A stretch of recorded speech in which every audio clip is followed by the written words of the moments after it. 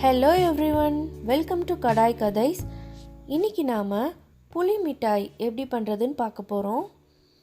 முன்னாடிலாம் பெட்டி கடைகள்ல அதிகமாக கிடைக்கும். இப்போலாம் கிடைக்குதா என்னன்னு தெரியல. இன்னைக்கு நாம வீட்லயே எப்படி ஈஸியா பண்ணலாம் அப்படினு பார்க்கலாம். அதற்கு 200 கிராம் புளி எடுத்துக்கோங்க.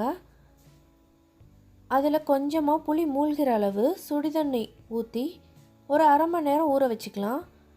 அரை மணி நேரம் கழித்து ஒரு மிக்ஸி ஜாரில் சேர்த்து இந்த மாதிரி பேஸ்ட் மாதிரி அரைச்சி எடுத்துக்கோங்க.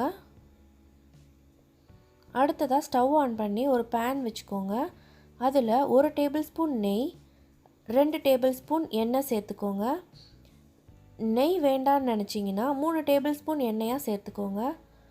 அதோட 100 கிராம் வெல்லம் சேர்த்துக்கிறேன். உங்களுக்கு இனிப்பு அதிகமாக வேணும்னா 150 கிராம் வெல்லம் கூட சேர்த்துக்கலாம். அதோட அரைச்ச புளி பேஸ்ட்டை சேர்த்து நல்லா மிக்ஸ் பண்ணி விட்டுக்கோங்க.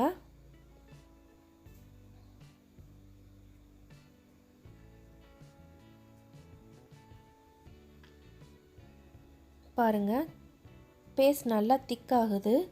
திக்காக ஆரம்பித்ததுமே கொஞ்சமாக உப்பு, 1/4 டீஸ்பூன் சீரகத்தூள், 1/4 டீஸ்பூன் மிளகாய்த்தூள், அப்புறம் கொஞ்சம் சாட் மசாலா சேர்த்து நல்லா மிக்ஸ் பண்ணிக்கோங்க.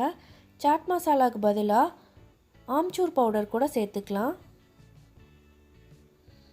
சேர்த்து நல்லா ஒரு 10 நிமிஷம் மிக்ஸ் பண்ணதுக்கப்புறமா ஹல்வா மாதிரி பதம் கிடைக்கும்.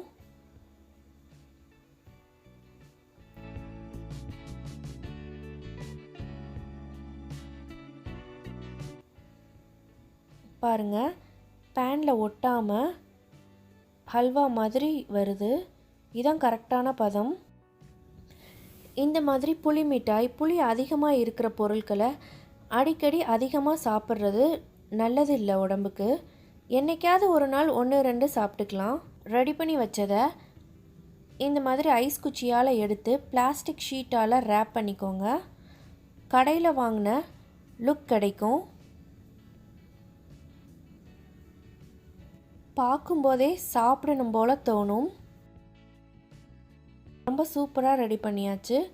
நீங்களும் கண்டிப்பாக ட்ரை பண்ணி பாருங்கள். ட்ரை பண்ணி பார்த்துட்டு உங்களோட ஃபீட்பேக்கை கமெண்ட் செக்ஷனில் சொல்லுங்கள். இந்த வீடியோ உங்களுக்கு பிடிச்சிருந்தா மறக்காமல் நம்ம சேனலை சப்ஸ்கிரைப் பண்ணிக்கோங்க. தேங்க்யூ ஃபார் வாட்சிங்.